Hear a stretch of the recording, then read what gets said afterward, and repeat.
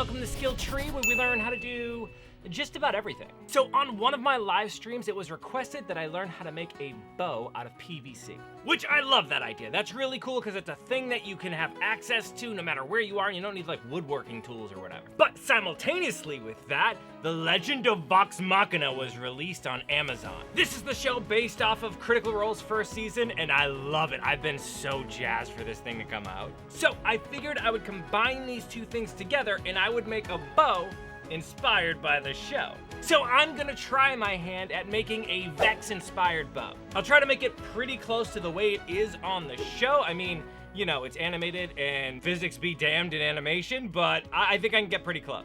First though, I'm gonna cover how to make just a simple PVC bow so we can get the basics of how it works before we tackle something a little bit more complex like that bow. Before we start though, YouTube tells me that something like 80% of you aren't subscribed to me, so if you can do me a solid and hit that sub button, it would mean a lot with the YouTube algorithm. All right, without much further ado, let's jump into this and level up this skill. All right, so for starters, the material we're gonna be using is this 3/4 inch Schedule 40 PVC pipe that you can get from any big box store. Like I got mine from Lowe's. Now for the length of my bow, I'm gonna cut my PVC to 50 inches. With a 3/4 pipe at 50 inches long, I should be getting a bow with a draw weight around 35 to 40 pounds, which is what I'm going for because I want this bow to also be safe for LARPs, and I think I read that 35 pound was roughly the poundage they allow. That being said, you can adjust the poundage by how long that bow is, so for every 2 inches you add on or take off, about 5 pounds. So if this ended up being a 35-pound bow and I wanted to go up to 40, I would just take off 2 inches. Now, after cutting this thing to length with a hacksaw, I decided to use this cutoff piece to test how strong the PVC was. Not all PVC is created equally, and if you're not using a piece that is strong enough, you could risk it shattering when you use it as a bow. So to test this, I just put a rag over it to protect myself from it shattering everywhere, and I just beat the hell out of it with a hammer. Just beat it. If it survives your onslaught, then it is strong enough to be made into a bow. If it shatters, then obviously you don't have a good piece of PVC. Happy in the knowledge that this piece of PVC isn't gonna just shatter into my eyes, I continue with my build by finding the center, which in my case is 25 inches. Making a mark 2.5 inches in either direction is gonna give me the 5 inches for my handle. This is fairly arbitrary on my part. 5 inches is enough so that I have a little bit of room around my fist, and I thought it just made a good handle size. Similarly, on the ends, I mark where the tip would bend by making marks at 3 inches and 6 inches. Basically showing me that in between those two marks is where I can transition the end of that for my recurve. This way I can be fairly certain it's a very even arc rather than just kind of like a little dig. We're gonna make something. We're gonna make it look good. Okay, so just like making a wooden bow, which if you want to see how that's done, check out this video here. We need it to taper from where the handle is all the way over to the tips at an even rate. But this is way easier with PVC. We're just gonna heat it up and press it into shape. But to do this, we're gonna need to make a little jig first. Basically just something that will sit on top of it that will start from like not pressing it down at all and all the way down to pressing it flat, giving us a nice even taper. Now you can just cut some blocks the thickness of your PVC and add them to the end of a 2x4, but I figured since we have scrap PVC that is exactly the size we're using, let's just use that. To do that, all I did was drill some holes into the scrap PVC, one small enough for a screw to get through, and the other one big enough for a screwdriver to get through. After doing this on both ends of the pipe, I just snip them off so that I have these two little spacers with holes for screws and drivers in them. Now just using wood screws, I connect them to the end of a piece of 2x4 that's been cut to about 3 feet long. This makes it so there's enough space to easily straddle over that piece of pipe, while also making sure it's exactly the same height. This is gonna make a lot more sense in a second after we've heated up the pipe and we start shaping it, but first we gotta get to heating up our pipe. Now you can't just like hold it over a campfire or hit it with a heat gun, but I saw this cool thing from Backyardbowyer. By the way, if you're into making bows, check out Backyardbowyer. Almost everything I learned here was like a compilation from a bunch of his videos. Link in the description below. But anyways, he made this cool thing that helps trap some of the heat from a heat gun so that it melts a lot faster. To make this, all I did was cut a strip of cardboard, roughly 8 inches wide. Then I wrap the whole thing in a sheet of tin foil so that I have a reflective surface for the heat. And once that's in place, I bent the cardboard in half 90 degrees. Now I have this little V of a heat reflector. With this, I can lay my PVC in place and start heating it from the end of my handle all the way up to the tip. Just make sure not to leave your heat gun still in one place for too long because you might burn the PVC, which will make it more brittle. After just a few minutes with this setup, your PVC should start to become like a wet noodle as it melts. Once it reaches this stage and it's nice and pliable, I lie it nice and straight on my table and put my jig on the first mark that's 2.5 inches away from the center of the handle. Then I tighten it all the way down with a couple of clamps. As you can see, this setup has that melted plastic completely flat on one end, tapering smoothly all the way back out to the handle. With that, just leave it alone for a few minutes and let it cool into place. As you can see, once it's out, the tip is completely closed flat, and the transition from tip to handle is super smooth. And just like with a wooden bow, having a really smooth transition like this is gonna help it bow really evenly. With one side done, I just followed suit on the other side, doing all the same things. And with that, you have a bow stave already that's pretty much ready to go. Like if you wanted to, you could just kind of notch out the end so that a string could slide over it, and it's a bow. You could bend it and use it. Super easy to do. And the really nice thing about using PVC this way is nothing is set in stone. Like you could just reheat it and it's gonna unshape itself and you could basically start over again. All right, but for us, we want to shape that handle a little bit. We want to thin it out on the sides and kind of puff it up from the front to the back so that it fits more comfortably in the hand. Now, just as before, all we're doing is putting it in the heat reflector and warming it up until it's pliable. Then we just use a rag to protect our hands from the heat and just kind of squish it so it's thinner along the sides. I found that by rubbing it back and forth as it cools, the transition between the handle and the limbs end up a lot more smooth. And again, doing it this way makes it much more comfortable in the hand, and it actually will help a little bit with the archer's paradox, where the arrow has to bend around the bow as it shoots. This gives it a little bit less space for it to have to bend around. Now, as I said before, we could just cut nocks in this thing and call it a day, but I saw a really cool way to strengthen up those tips where like most of the pressure is gonna be, and I figured I would give it a go. Basically, all you gotta do is hit that last 3 inches of the bow with the heat gun until it starts to puff up. From there, I just kind of used a rag and pinched the end together into a tight V shape. As you can see, this bunches up all the plastic on the end, making for a really strong tip, which is great because again, all the pressure is there on the end. There's like a lot of leverage going on, so I'd much rather feel secure about that tip. Besides, it's honestly just kind of a cool shape. All right, so while we're there heating stuff on the ends, it's time to add in our recurve. To do this, I'm just heating in that little transition area we marked out earlier. Once that becomes just warm enough to be pliable, I bend it away from the archer, giving me this cool little shape here. This is gonna give our bow that nice reflex shape once it's done, and also is gonna add a little bit of extra poundage. After that, all that's really left is to cut in the string nocks. To do this, I just used a half-round file and cut into the PVC just past the first layer of plastic.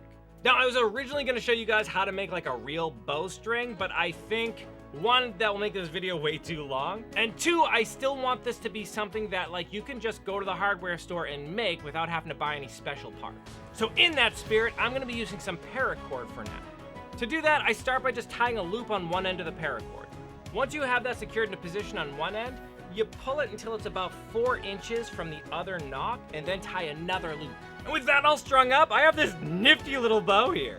Like it's got this cool shape to it, and if I wanted to, during this little transition area, I could heat that up and give it a little bit of an extra bend. But seriously, from right here, all you really have to do is paint it, and you got a dope little bow. Now again, I wanted this to be LARP friendly, so to make sure it was, I picked up this little digital scale here that's gonna help me measure exactly how much poundage this bow has. Basically, you just use it to draw the string back to the corner of your mouth and record how heavy the bow is. This bad boy falls at about 38.2 pounds. Which will come down roughly about 5 pounds as it gets used to being used. Which again should put us right in range for the live action roleplay scene.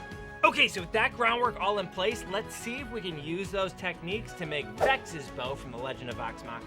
Now, I want this to be a working bow, but as you can see, there's a lot of really sharp angles going on in the animation. And my understanding in general with bows is like 90 degrees, like really sharp angles are like a no-no. Just because that's where like the majority of the pressure ends up being, and it's a really easy area to snap. But with that in mind, I'm gonna try to push it as extreme as we can and still make a working thing. So because there's gonna be a lot of those funky bends, I decided to give myself just a little bit more room. So for this one, I cut it at 52 inches, giving myself an extra inch on either side. From there, I did exactly the same thing as before, finding the center and giving myself a 5-inch handle, and then marking off where the transitions of the bends are gonna be.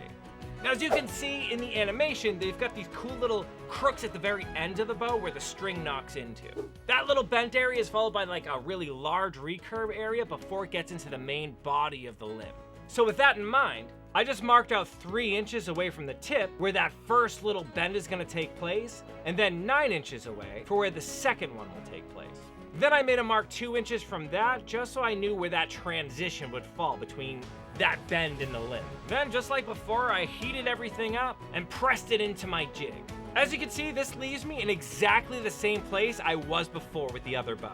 So, because of the art style, it was really hard to see exactly how the shape of the top of the bow there was in relation to everything else. Sometimes it would seem kind of thinner from the front profile or wider from the side. So after going like freeze frame through the show trying to catch everywhere there was a bow, I just decided to make an executive decision and make it kind of like a cool elf bow. So basically it's gonna be like the limb is flat until it gets to that tip recurve area, in which case that flatness of the limb will turn and then make kind of this cool knife edge. At least that's the thought. So yeah, we'll see how it goes. So taking what I learned from PVC from the last one, I just heat up that 9 inches until it starts to puff up again. Then once it's nice and pliable, I smashed it into my jig just like I did before, but this time in the opposite direction. This is gonna give me that really cool knife edge look from the front, which I think is kind of character appropriate too. There is a problem though, because once it cools, it has this kind of weird lopsided transition. But again, the beauty of working with PVC is you can just reheat it and fix it. So that's exactly what I did. I just reheated that transition area and then used a rag to just fix it and make the transition correct on both sides. And I figured because that fell right into the little transition area of the bend anyways, now is the perfect time to go ahead and make our recurve bend. And again, just as before, this is bending away from the archer, so away from the belly of the bow. And I do basically the same thing to get that little crook on the end of the bow, just heating it until the area is pliable, and then bending it into shape. And check it out, this leaves me with this really cool shape, where the ends kind of flare up from the sides, but if you look straight on, have this cool knife edge appearance. I love how that looks. Now to make that look even better and more like the style we're going for, we can now go back in and cut the back edge of that kind of knife blade into whatever we want. So for me, I'm gonna kind of exaggerate where that crook is to make it look like it's bent even more over. And to do this, I just use my ruler to make sure the transitions are nice and smooth. Then add in this little elbow section here to help really accentuate where that bend happens. Now, it's only plastic. You can totally just cut it off with a hacksaw from here. But for expediency's sake, I busted out my bandsaw to make all my cuts. And this came out with a really cool shape, but as you can see, it leaves that end open. Now, that doesn't hurt anything. It's gonna stay in shape, so if you don't care, you can just kind of leave it there. Or if you're going for a totally different vibe, you can put big crystals in the ends or whatever. It kind of leaves you with a cool opening. But for my purposes, I wanted those ends to close back up. And this turns out to be really easy. All you have to do is hit it with the heat gun, and they just kind of fold back in on themselves naturally.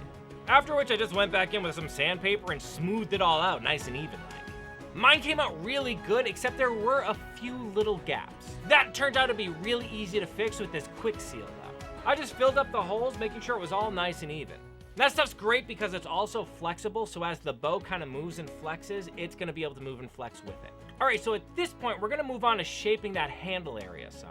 Again, as we look at the art, there are some pretty wicked bends that happen just off that handle. So to try to copy that effect as best as I can, I started by heating up where I marked off that transition area on the stave. Then as soon as it was pliable enough to do so, I bent it almost to a 45-degree angle. Again, away from the archer. Doing this on the other side gave me almost a reverse bow look. All right, now with those really harsh kind of bends into place, the thought is to start bending those limbs back a little bit, making that same kind of inset handle look that's on the art. To do this, I just heat up those limbs until they were just pliable enough to bend. Then slowly began working everything into shape. Doing this gave me actually a really nice arc. And this is where things went off the rail for me. So I was heating them up just enough so I can make it bend, but I had to kind of work for it. And I noticed that one of those limbs were just a little bit twisted, so I grabbed it at the end and started to tweak it over. Do you see where this is going? That is the sound of disappointment! I was so upset. It was my own fault. I wasn't heating it up enough, and I was using like a twisting motion, which is just not the way PVC is strong. Not only that, but it was the middle of a blizzard, and that was the last piece of 3/4 inch pipe I had. But damn it, I will not be deterred. So I busted out some 1-inch PVC that I did have lying around. This is gonna do 2 things for us. 1, I get to see exactly how fast I can actually make this thing when I'm not recording all those steps. And 2, we're gonna change this bow from being like a LARP safe bow to just straight up a bow. Because with all that extra plastic, that 1 inch at that same size, we're probably closer to around a 55-pound bow. Which I'm not sad about, having like a real like working bow. Not that the other one isn't a working bow, but you know what I mean, like a heavy bow that's got that style to it. I'm all right with it. So I jump back to it, heating up the limbs, bending everything into place, and within about an hour, just about an hour, I was able to get it exactly back to where I was before. Seriously, you could bang on one of these PVC bows in about an hour. It's pretty ridiculous. And because this thing's made out of 1-inch PVC, it's super beefy. And though it's really exaggerated looking, it's designed to look like one from an animated show where physics be damned. And I think it's getting pretty close. Not bad for like a working bow. All right, so just like in the show, I decided to put my string nocks right where those little end crooks happen. And again, I just do this with some files, cutting deep enough for my string to sit in. And stringing this thing up with paracord is no joke. Really solid feeling and super strong. And again, though not exact, pretty close to the one in the show. For like a base shape, we can add on some extras now. For example, the one in the show has this weird kind of half moon thing around her hand that I can't really figure out what purpose it would serve, but it looks dope. So to make that, all I really did was to take a little cutoff piece of our 3/4 inch and flatten it out. Then I bent up the ends and removed these little side sections so that the handle didn't end up too bulky. Now, since it is PVC and I have the stuff, I decided to just use some of this PVC primer, followed by PVC cement, and then clamped everything into place. Though I'm pretty sure you could just get away with barge cement, like this thing doesn't do anything structural, so I doubt it's gonna go anywhere. But this actually does a pretty alright job of giving us the same type of look that's on the show. Although I'm gonna be wrapping that whole section in leather anyways, I did decide to add some of this plastic wood filler just to help with the transition of it. Then I just sanded everything down to prep for painting. And painting this bad boy was super easy. I just hit it with a brown base coat of spray paint. Then I went over the top with a golden brown acrylic. Finally, once that was dry, I went back in and dry brushed some black to give myself a wood grain pattern.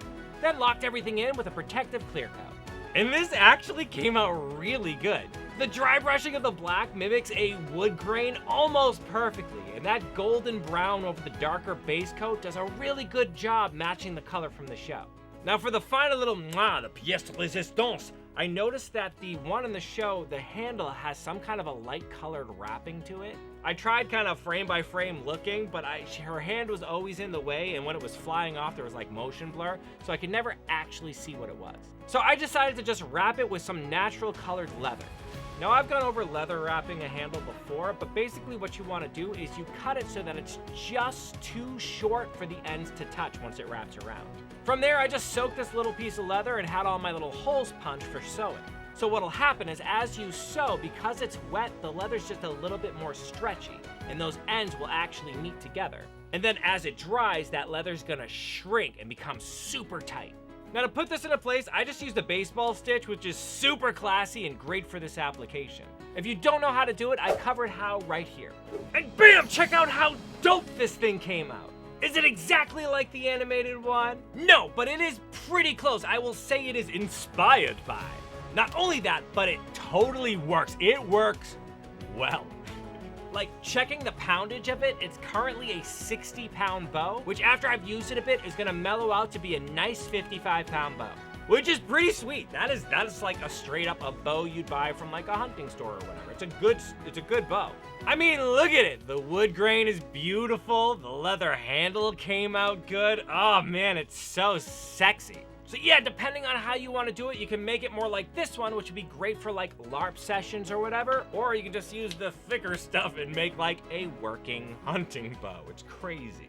And again, without filming or anything, it would probably take like 2 hours to make if you're including all the painting and all that stuff. Most of that time is just waiting for things to cool down and paint to dry. These are really easy to make.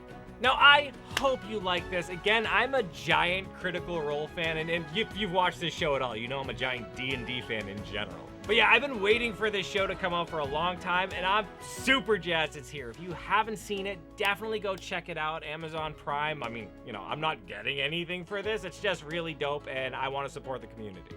Now, if you did like this project, again, do me a solid. Consider liking and subscribing to let YouTube know that my stuff's worth a damn.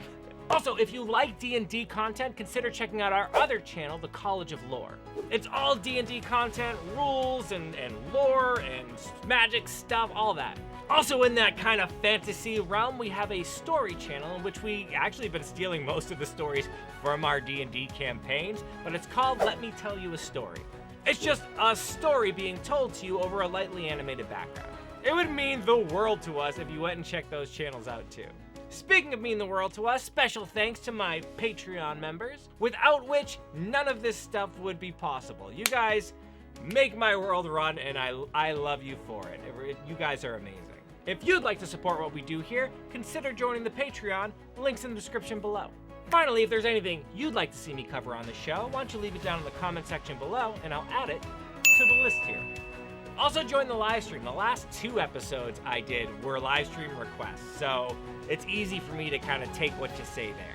All right, I gotta get going. There is a lot of cool stuff in Critical Role. I really want to make Percy's jacket, like, real bad. Oh, the guns too. Damn, there's so many good things.